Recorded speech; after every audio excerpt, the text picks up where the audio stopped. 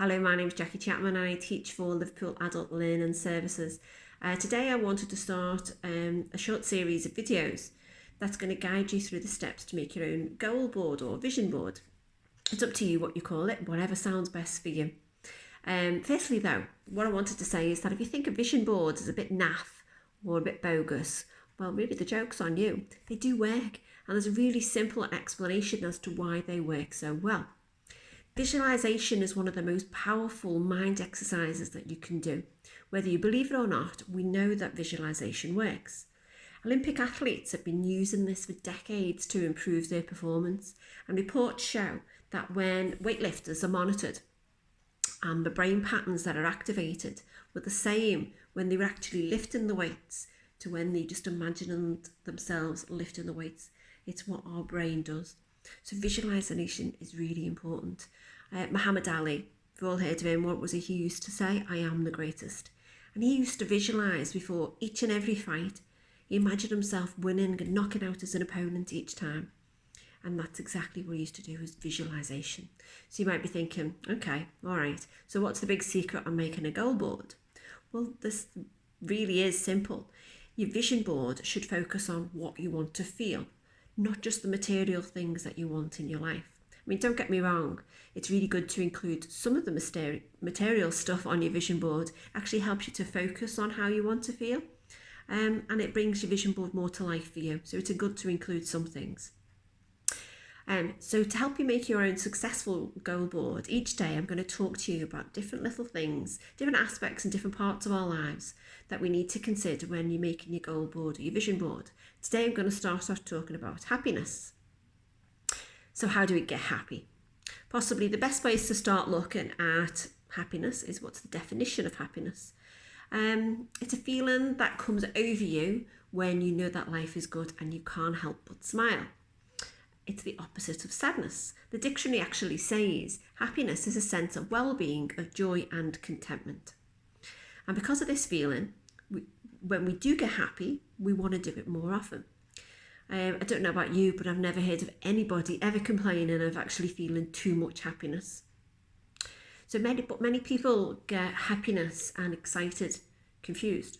The excitement of new experiences, the excitement of going to a restaurant for a fantastic meal, getting that steak or that chocolate fudge cake, that excitement, that thrill when you go to the fair and you go on the roller coaster. Exciting of new travel into new places, perhaps places that you've never visited before. Something new is exciting. And we think that if we could get this feeling more often, we would be happier for longer. But if that were the case, we'd be constantly chasing that feeling. We need to get that inner happiness. And there's lots of ways that we can actually do this to help us to feel happy. So here's a couple of ideas that you could try. So gratitude, being grateful or showing gratitude. So what is gratitude? Gratitude is being aware of and being thankful for the good things that are happening in your life. Taking time to express and appreciation and retaining that kindness. Being grateful is more than just saying thank you. When you truly express gratitude, it can actually lead to a stronger sense of well-being. So how can we do this? How can we actually up our gratitude level? We could keep a journal. This can be in a piece of paper, pen, book, diary. It can actually even be on your phone, on your notes on your phone. And it's just writing down the little things that we are grateful for in our daily life. Things like, for today, I got to talk to my mum today. We actually FaceTimed each other. So I got to see her and I got to chat to her. So it's things like that. I'm really grateful I got to be able to do that. Some people can't do that. So I'm grateful that I can. Perhaps it could be something really simple, really small, that when I went to the shops today, I got everything that was on my list. I'm really grateful for that. So start off each day, and before you go to bed at night, saying things that you are grateful for. Write down 3 good things that you are grateful for each day. You could also try and identify things that have gone really well for you in your life, maybe over the last few months. What actually went really well?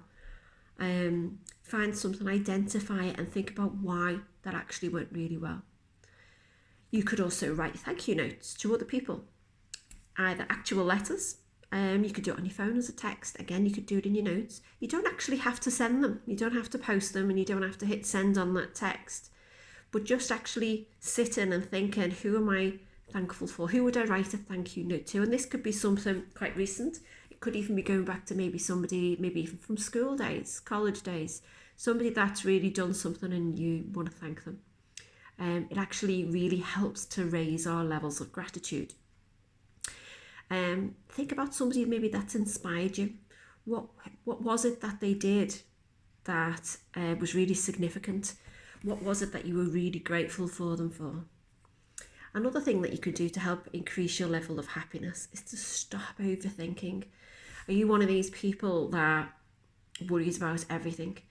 I know it's easier said than done sometimes, but if you're one of these people that constantly overanalyzes things that you can't do anything about, try to think about the now.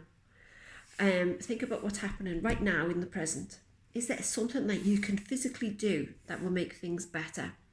If not, learn to let it go. Don't argue with yourself over things that have happened in the past that you can't do anything about. And for the future, set positive goals. I'm going to do more on goal setting over the next couple of days. So we will talk a bit more about that. Another few ways that you can increase your levels of happiness, perform a random act of kindness. Did you know that people who care for others on a consistent basis are actually seem to be more happy and they are less depressed? And caring doesn't have to be as a paid job. It could be anything. It could be even volunteering as part of an organised group, helping a neighbour out, even picking up the phone, phoning a friend maybe that you haven't heard from for a while. Maybe he's gone a bit quiet, that just needs somebody to talk to. That would be a really nice act of kindness. Exercise and physical well-being. Basically, keep moving and eat well. Get up your exercise levels. Another thing you can do is called find your flow. Learn a new skill, something that you've really got to concentrate to learn the steps. Maybe something like cooking, where you've got to follow the steps to get to a final thing. Because then at the end, when you're really engaged in it and you really accomplished that final thing, you get that really great sense of fulfillment that you've achieved it. That actually, again, helps to raise your happiness level. So now, remember to follow these steps as discussed. Keep doing your gratitude every day. First thing in the morning and last thing at night is really good. Sets you up for the day and gives you a good night's sleep as well. Right, we're going to start on our vision board. One rule that you must follow then is that there are no rules. This is your vision board. You won't mess it up. But before we start, I want you to gather some bits and things together before the next video tomorrow.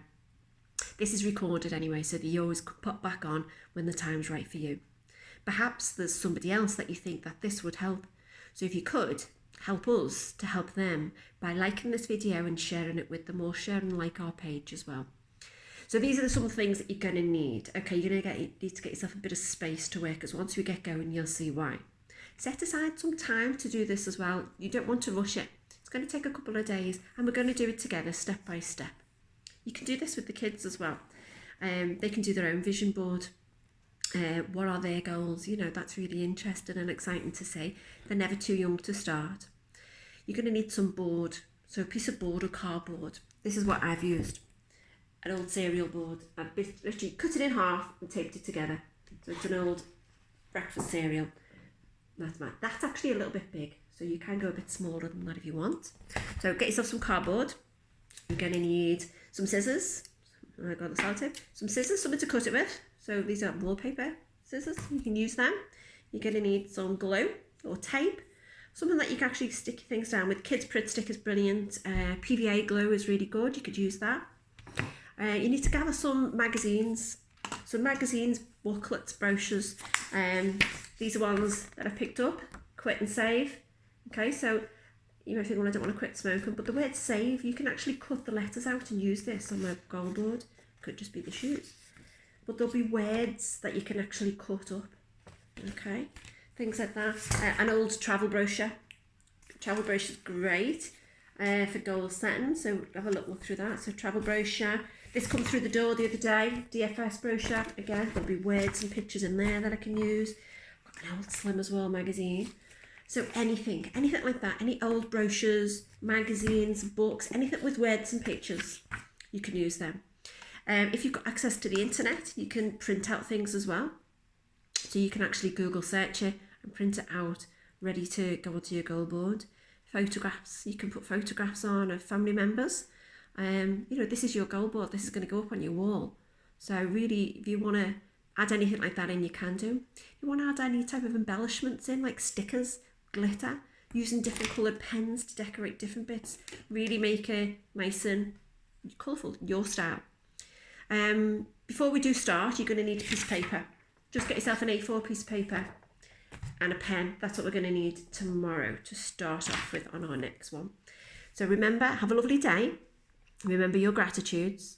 If you'd like to pop your gratitudes in the comments box below, that would be really good and really, really nice to share. And I'll see you all on the next video. Bye now. Take care.